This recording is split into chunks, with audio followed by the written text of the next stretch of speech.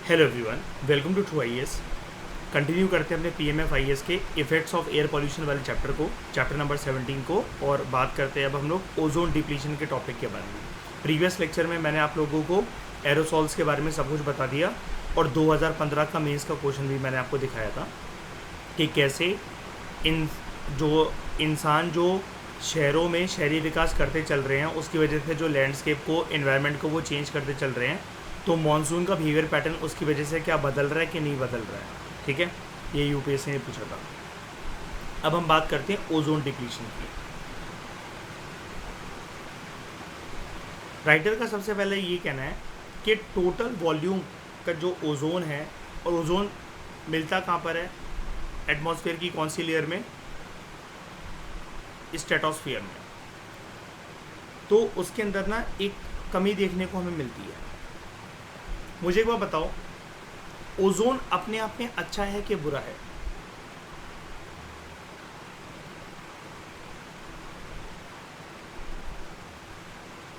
अच्छा है। भगवान ने ओजोन को कभी भी धरती के बिल्कुल लैंड सरफेस के बिल्कुल पास लाने के लिए तो बनाया ही नहीं था, है ना। इसमें भगवान ने तो उसको स्ट्रेटोस्फीयर में डाला कि अर्थ जो है वो प्लूटो जितना ठंडा ना हो जाए, राइट। गर्मी देता है ना अर्थ को। इंसानों ने अपनी हरकतों से उस ओजोन को इतना बड़ा डाला कि गर्मी ही बड़ा डाली। ठकुराइन, वरांडे में अगर हमने एक तसला रखा हुआ है आग जलाने को सर्दियों में, 5-6 लकड़ियां उसके अंदर, वो पर्याप्त है घर परिवार के लोगों के लिए, आपके मेरे हाथ और पैर तापने के लिए, राइट। इनफ गर्मी। अब हम पूरे की पूरी होली के टाइम पर या फिर जैसे लोहड़ी के टाइम पर जो लकड़ियाँ जलती हैं, अपनी अपनी जितनी हाइट के वो लकड़ियाँ लगा दें, तो उससे घर जलने की संभावना नहीं हो जाती है? बताना ज़रा। वो गर्मी थोड़ी ना, वो तो शरीर को जला देगा, राइट। यही ओजोन के साथ कहानी रही है हमेशा अर्थ की। नेचुरल फॉर्म में जो अर्थ पर जो ओजोन मिलता है, it is very good. Anthropogenic activities की वजह से जो ओजोन रिलीज होता है वो अर्थ को बहुत ज़्यादा गर्म बनाता चल रहा है। इस बात में किसी को कोई शंका नहीं ना। अब कोई भी चीज़ ज़्यादा जो गर्माहट वाली हो जाती है वो ब्लास्ट करेगी अपने आप को क्या नहीं करेगी? बताओ। जैसे मुझे एक बार बताओ, ये देखना, मैं लेयर बनाता हूँ आपके सामने।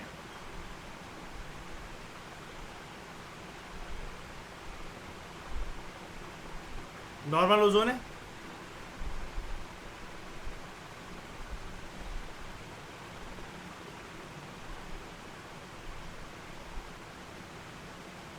अब इसकी ना हम लोग यहाँ से गर्मी को बढ़ाते हैं और इसका कलर चेंज करते हैं ज़रा। मतलब कलर में चेंज कर रहा हूँ तो समझ जाना कि गर्मी बढ़ा रहा हूँ।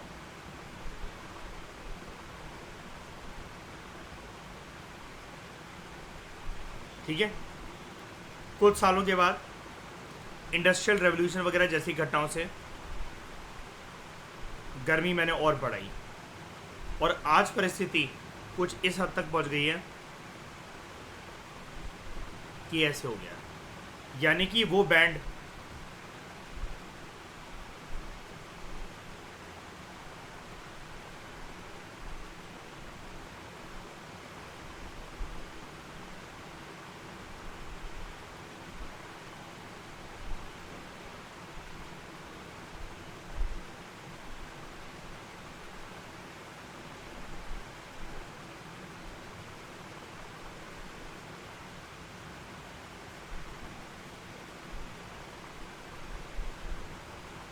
परफेक्ट, वो बैंड जो कि होना चाहिए था, होना क्या चाहिए था नेचुरल फॉर्मेट के अंदर, वो था अपने फेज ए पर। नेचुरल तरीके से श्रेया ये अपने फेज ए पर था, देख रहे हो Nirvair, light yellow colour, normal ozone. ये वाली ओजोन को मैं क्या बोल दूँ, कौन सी लेयर में है जिसमें ये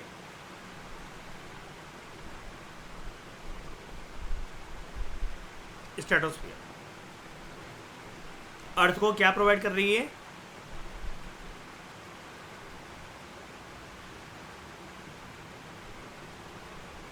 वार्मथ, है ना, हीट।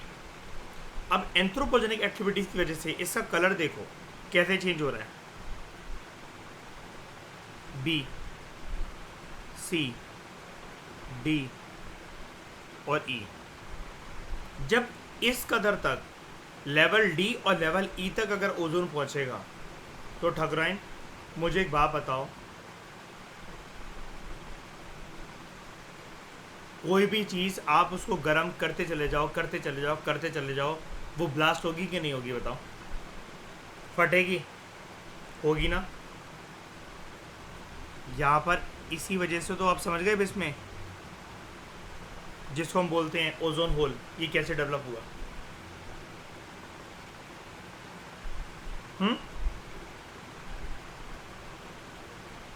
हाँ, नहीं मैं एक मतलब जो कंसेप्ट समझा रहा हूँ, मतलब वो सही है कि नहीं है? ऐसे ही हुआ ना पूरे का पूरा घटनाक्रम।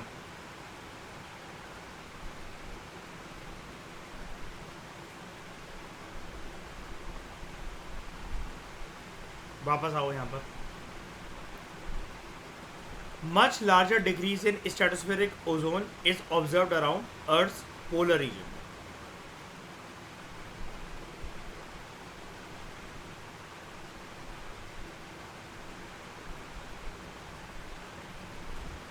नॉर्थ पोल,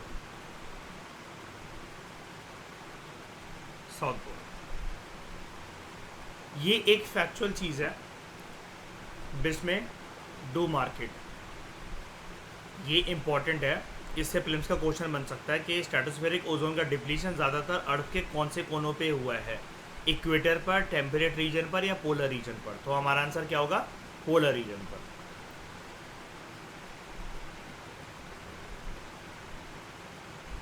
अब क्या होता है, एक इवेंट होता है पोलर वॉर्टेक्स। पोलर वॉर्टेक्स का जो इवेंट होता है, ये क्या होता है? कोल्ड इवेंट होता है, ठीक है। इस कोल्ड इवेंट की वजह से टेम्परेचर ऑब्वियस ही बात है कम होगा। कम टेम्परेचर मतलब ठंडा एटमॉस्फेयर। बताओ, अब टेम्परेचर ठंडा कैसे होने लगा? क्योंकि ओजोन का डिप्लीशन हो गया, ठीक है, स्पेशली कहां पर? पोलर रीजन्स में। अब पोलर रीजन्स में एक हवा का बैंड चलता है, ठंडी हवा का बैंड चलता है, जो कि अपने साथ साथ बर्फ लेकर चलती हैं वो हवाएं। अभी के लिए आप इतना समझो, अभी आगे आ रहा है, मैं पूरा समझाता हूँ। लेकिन इसको हम क्या बोलते हैं? Polar vortex. अब ये चल कर रही है हवा, नाम से क्या पता लग रहा है? पोलर रीजन में, है ना। दिल्ली में सुना है कभी? ठकुराइन हिमाचल में सुना है कि पोलर वॉर्टेक्स जैसी कोई चीज़ होती है? हमारी कंट्री में होता है पोलर वॉर्टेक्स। इसमें अफ्रीका में सुना है कि अफ्रीका पोलर वॉर्टेक्स की चपेट में आया। पोलर वॉर्टेक्स का कहर छा रखा है इंडोनेशिया के ऊपर, अफ्रीका के ऊपर, ऑस्ट्रेलिया के ऊपर, मलेशिया के ऊपर, म्यांमार के ऊपर, पाकिस्तान के ऊपर, चाइना के ऊपर। सुना है कभी ऐसा? नहीं होता, क्योंकि यहाँ पर नाम से क्या पता लग रहा है कौन से रीजन्स में पाया जाता है? पोलर रीजन्स में। तो श्रेया एक बात लिख लेना, ये पोलर वॉर्टेक्स जो है, नाम से ही पता लग रहा है,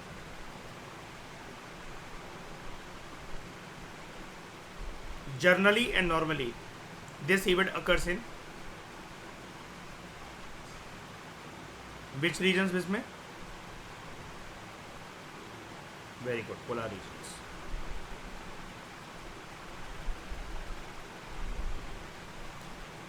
यूपीएससी क्लाइमेटोलॉजी के कंटेक्स्ट में, let me tell you Shreya, हर चीज़ के ऊपर, हर इवेंट के ऊपर ऑलमोस्ट क्वेश्चन पूछ चुका है। लेकिन जैसे कुछ जो छुपे छुपे एलिमेंट्स नहीं रह जाते हैं, मतलब वो प्रोमिनेंट हैं, अच्छे हैं, लेकिन अभी तक थोड़ा सा नहीं पूछा उसके बारे में, उसको सेव करके चल रहा है। तो ऐसे ये प्रीलिम्स के अंदर अभी तक पेंडिंग है पोलर वॉर्टेक्स का क्वेश्चन, और मेंस के अंदर भी है। अब जैसे कल ही का पेपर अगर आप देखो तो फियोर्ड के बारे में उसने पूछा कि नहीं पूछा लिथोस्फीयर के कंटेक्स्ट से? उसने उसको बचा के रख रखा था, है ना इसमें। तो ये सारी चीज़ें हमारे लिए इंपॉर्टेंट हो जाती हैं। तो a unique cocktail of the powerful polar vortex and low temperatures, it generates stratospheric clouds.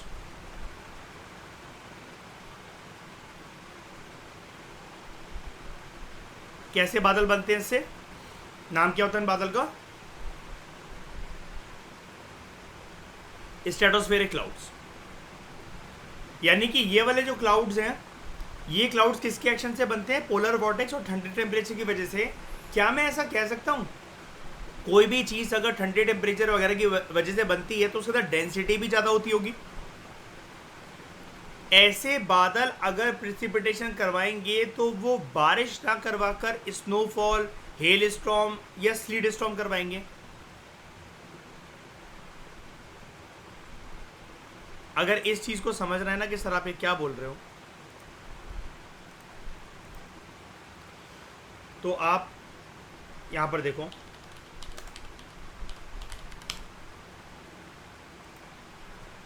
Polar vortex के इफेक्ट्स देख लो पहले आप ज़रा।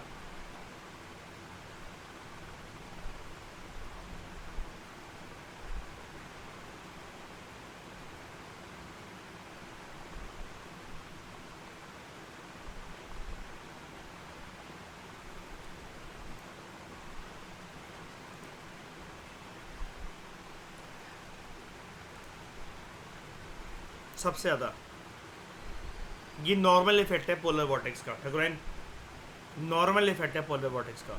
उस दिन क्लास में स्टार्ट होने से पहले मैं एक चीज़ भी दिखा रहा था आपको, ऐसी कंट्रीज़ में लोग जहाँ पर ये जैसे ऐसा कहर होता है तो सुबह सुबह अपने पास एक लाइट हथौड़ा रखते गाड़ी के शीशे वगैरह ऐसे इधर से बर्फ़ हटाने के लिए, है ना।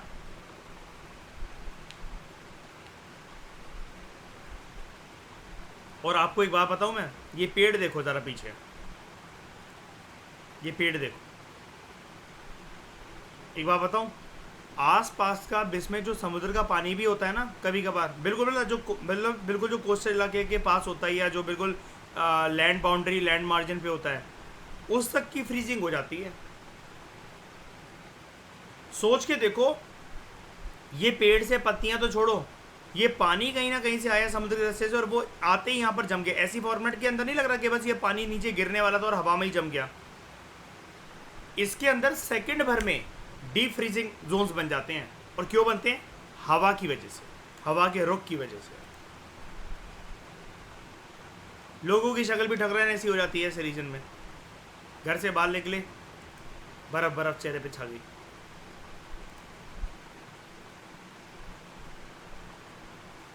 और दिखाऊं, एक चीज़ और दिखाता हूँ। जस्ट इमेजिन ठकुराइन, ये देखो श्रेया, पानी गिरने वाला था यहाँ से, गिरते गिरते जम गया। यानी कि इन हवाओं में दम तो बहुत ज़्यादा है ना, हद से ज़्यादा दम है ना। पता क्या होता है यहाँ पर, अगर आप एक वीडियो देखोगे, अभी के लिए छोड़ो उसको, मतलब आप इमेजिन कर लो वैसे ही। गर्म पानी लिया एक ग्लास में हमने, हम अपनी मान लो कि ऐसे कंट्रीज़ में रहकर कॉफ़ी बना रहे हैं, ठीक है। अब क्या करा हमने, इसमें गर्म पानी लिया हमने, और हम दोनों किसी एक पोलर कंट्री में यहाँ पर, जहाँ पर पोलर वॉर्टेक्स का कहर छाने वाला है। अंदर से गर्म पानी लिया, अच्छा खासा वो उबाल रखा उसको अपनी थर्मस में, एक ग्लास, एक अपने कप में डाला कॉफ़ी बनाने के लिए, हल्का सा बस दरवाज़ा खोल के उसको ऊपर उछाला और हमारे ऊपर वो स्नोफॉल बन के गिरेगा। गर्म पानी था। अब मैं कह रहा हूँ जब स्नोफॉल बन के गिरेगा, यानी कि हमारा हाथ से फेंकना ऊपर और सेकंड भर में उसका स्नोफॉल बन के गिरना हमारे ऊपर, यानी कि वो ठंडा हो गया ना। और ठंडा इस कदर हो गया कि बर्फीला हो गया।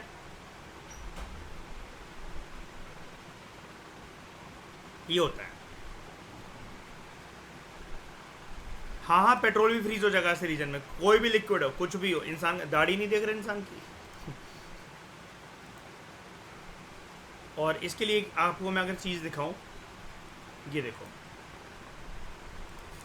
यहाँ पर 200 पोलर वॉर्टेक्स हो रहा है, और मतलब बेसिकली वो बोल रहा है कि 11 डिग्री माइनस चल रहा है शिकागो में, ठीक है। और हज़ारों की संख्या में जो लोग हैं वो फंसे हुए हैं इस ठंडे कहर की ठंडे हवा की कहर की चपेट में। ठीक है, ये देखो, पहले आप ये हवा का तूफान देख रहे हो जिसके अंदर बर्फ़ ही बर्फ़ उड़ रही है, हवा नहीं चल रही है, बर्फ़ उड़ रही है। अब ये बर्फ़ ऐसे धीरे धीरे धीरे करते करते देखो, ये इसने खिड़की खोली, ठीक है, खिड़की खोली, ये फॉग नहीं है, ये छोटे छोटे आइसी पार्टिकल्स हैं जो कि अगर आप 1 घंटे के लिए खिड़की खोल दोगे ना तो आपके सोफे तक पे जमा हो जाएंगे। पानी देखो अभी कहीं से गिर रहा है गिर रहा है गिर रहा है, ये देखो, जैसे मैं अभी आपको गूगल पे फोटो दिखा रहा था, इस जगह से भी पानी गिर रहा था 1 दिन पहले, पोलर वॉर्टेक्स की हवाई, और देखो जम गया पूरा।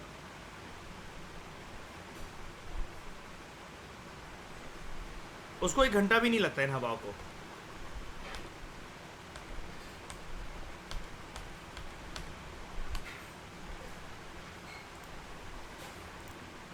नायग्रा फॉल्स अभी 9 साल पहले की बात है, ये 9 ईयर्स पहले की, 10 जनवरी 2014 की वीडियो है ये। नायग्रा फॉल्स बहते बहते जम गया था, पोलर वॉर्टेक्स का कहर जब यहाँ पर छाया था। ये देखो कहाँ पर है नायग्रा फॉल्स,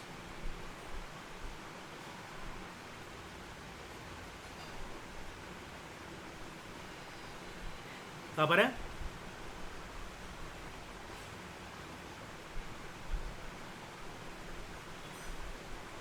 अमेरिका में। ये देखो पर जम गया पूरा का पूरा।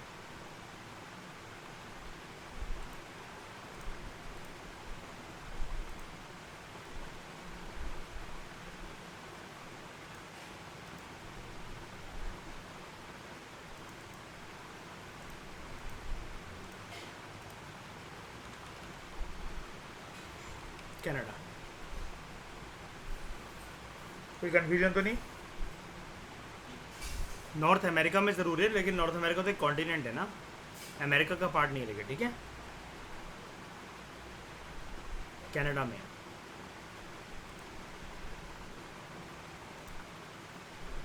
उसके बाद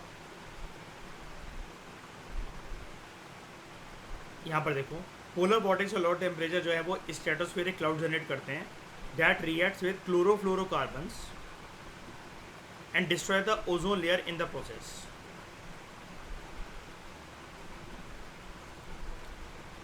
जैसे हमारे पास मान लो ठकुराइन एक रॉड है, एक लोहे की रॉड है, हमने पहले उसको गर्म करा बहुत ज़्यादा और लाल कर दिया उस सरिये को, उस रॉड को, लोहे की रॉड को, फिर उसके ऊपर ठंडा ठंडा पानी डाल दिया, वो भाप बनकर, जैसे हमारा गरम गरम तवा पानी के नल के नीचे जाता है तो एक भाप छोड़ता है, वैसा हो गया।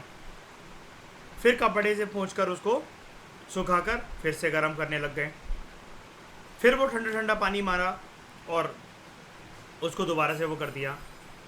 एक टाइम के बाद उसके अंदर जो हम बार बार श्रेया ठंडा गरम ठंडा गरम ठंडा गरम इफेक्ट जो पैदा कर रहे हैं ऑल्टरनेटिव पैटर्न्स में,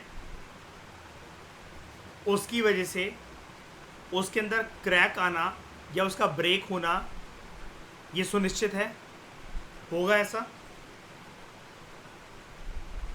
हमारे शरीर के साथ भी ऐसा होता है।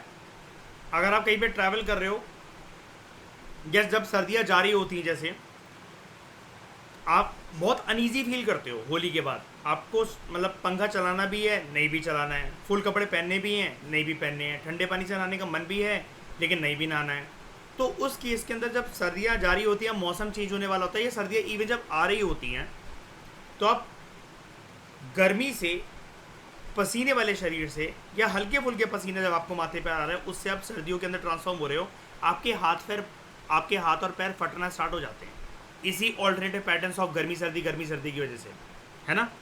यानी कि पृथ्वी पे हर चीज़ ऐसी है कि अगर उसको गर्मी सर्दी का बार बार अगर ऑल्टरनेटिव पैटर्न्स का सामना करना पड़े तो वो अपने अंदर एक क्रैक डेवलप कर लेगा, राइट।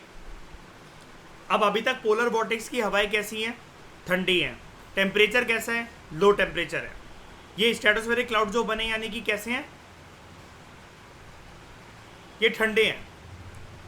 इससे बिल्कुल भी कंफ्यूज मत हो जाना, स्ट्रेटोस्फीयर की लेयर में क्लाउड्स नहीं होते हैं। ये स्ट्रेटोस्फेरिक क्लाउड्स किसके एक्शन की वजह से बने हैं? पोलर वॉर्टेक्स की वजह से बने हैं। श्रेया याद है ना, प्लेन्स हमेशा स्ट्रेटोस्फीयर में इसलिए ही तो उड़ते हैं क्योंकि वहाँ बादल नहीं होते हैं। ये स्ट्रेटोस्फीयर क्लाउड कोई वो क्लाउड्स नहीं है, स्ट्रेटो क्यूमुलस स्ट्रेटो निम्बस जो भी हम पढ़ कर आए थे वो कैटेगरी, ये कोई कैटेगराइजेशन नहीं है क्लाउड्स की, कंफ्यूज नहीं होना बिल्कुल भी कि कोई इस स्पेशल प्रकार के बादल हैं। वो जो हमने 3-3 के पेयर बनाकर 9 प्रकार के जो बादल करे थे वहाँ पर, वो अलग कहानी है जो क्लाइमेटोलॉजी में करा था, मैंने करवाया था ना तमिलनाडु से उस दिन, वो अलग ही कहानी है। ये स्ट्रेटोस्फेरिक क्लाउड्स एक एक्शन, एक जोग्राफिकल इवेंट की वजह से बने हैं, एक्शन की वजह से बने पोलर वॉर्टेक्स। ये क्लोरोफ्लोरोकार्बन के साथ रिएक्ट करते हैं। अच्छा मुझे एक बात बताओ, ये तो नेचुरल इवेंट हो गया पोलर वॉर्टेक्स, ये क्लोरोफ्लोरोकार्बन कैसा इवेंट है, किसकी वजह से हुआ है?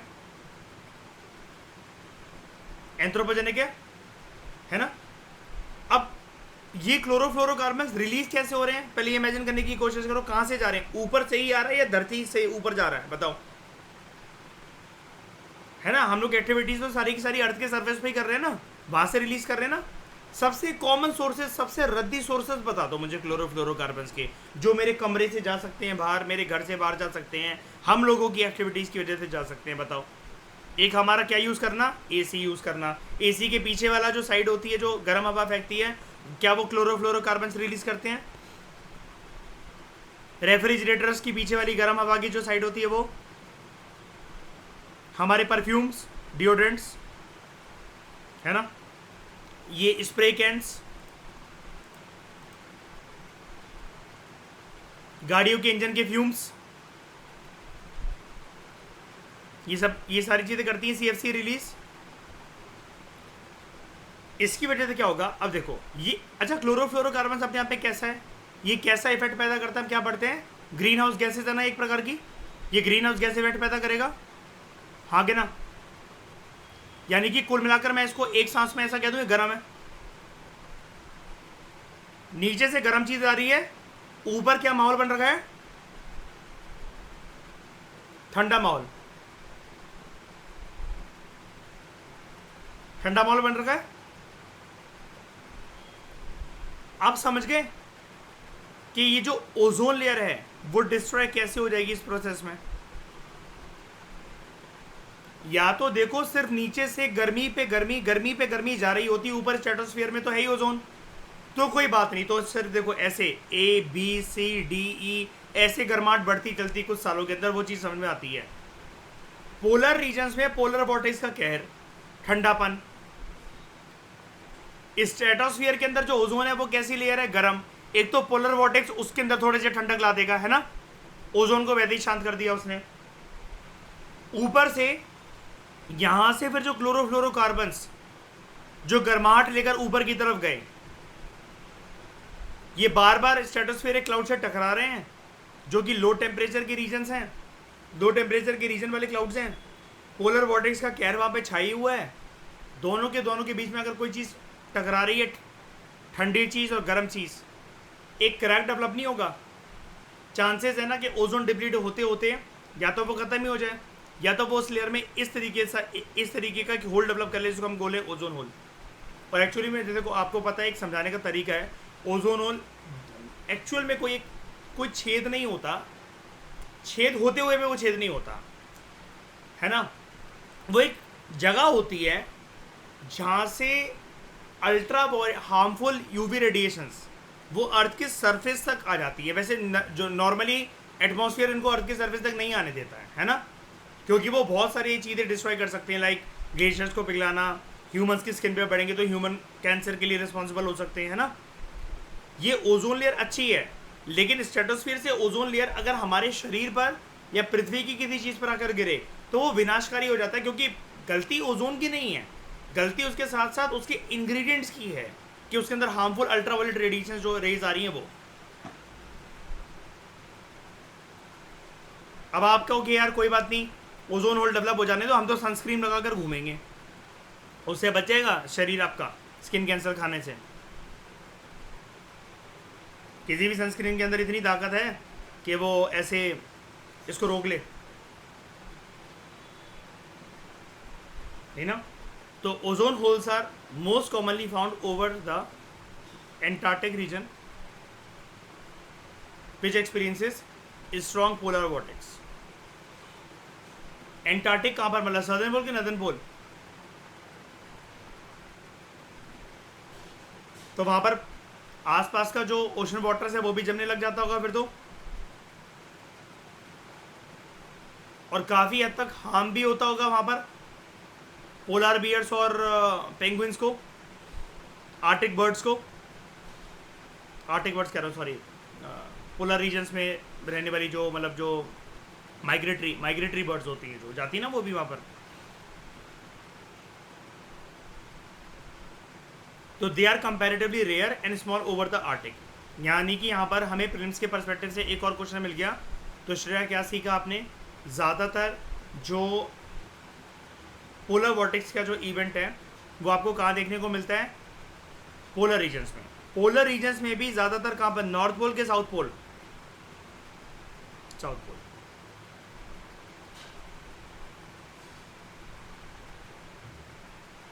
And it is rare and small over Arctic reason.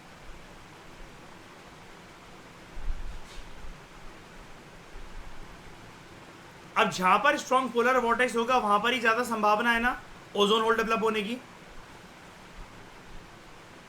क्यों, वहां पर स्ट्रेटोस्फेरिक क्लाउड्स बनेंगे और anthropogenic activities in terms of chlorofluorocarbons की वजह से ठंडे और गर्म का जब मिश्रण जब होगा तो वो ओजोन लेयर जो है वो क्या करेगी, ब्लास्ट कर जाएगी, वो फट जाएगी। एंटार्क्टिका में ऐसे ही हुआ, ओजोन होल्स यहीं पर मिलते हैं। एक ओजोन होल तो काफी बड़ा हो गया था, बहुत सालों तक टिका रहा, अब जाकर वो फाइनली भरा है ना। तो अगर हम उस नेकेड आई से देखें आसमान में तो वो दिख जाएगा हमें, नहीं।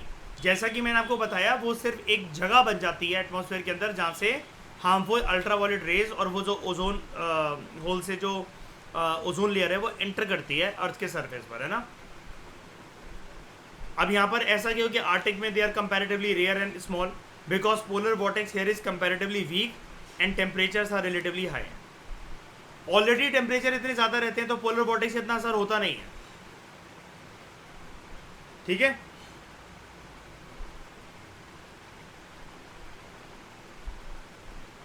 अब इससे इन सारे घटनाक्रम से होता क्या, पोलर वॉर्टेक्स के आने से, क्लोरोफ्लोरोकार्बन्स के रिलीज होने से और ओजोन होल बनने की जो जर्नी है या फिर ओजोन का डिप्लीट होना, एटमॉस्फेयर में ऐसा क्या हो जाता है।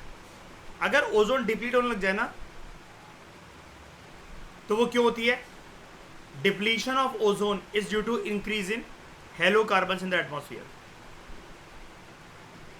ये वाली बात याद रखना।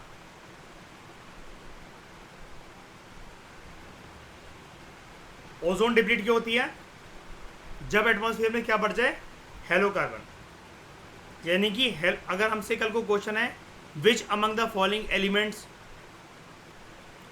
Are responsible for development of ozone holes over various parts of the earth, तो हम क्या कहेंगे, increase in the quantity of halocarbons, यानी कि they are destructive in nature, है ना, स्पेशली फॉर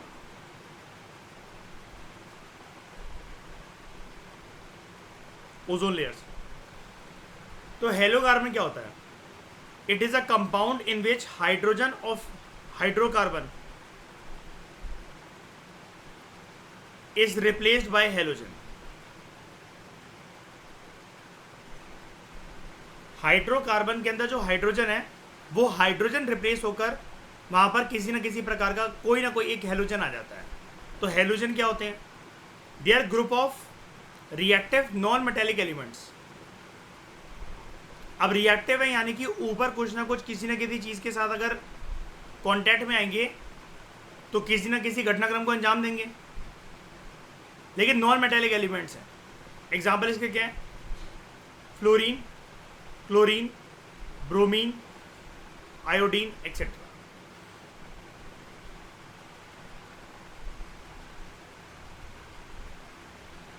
अब ओजोन होल देखो कितना बड़ा हो चला था, 2015 तक आते आते यहाँ इतना हो गया था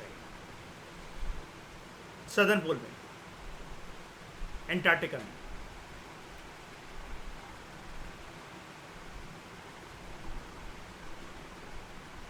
ठीक है, तो इस डिस्कशन में दोस्तों फिलहाल इतना ही। Thank you very much for discussion.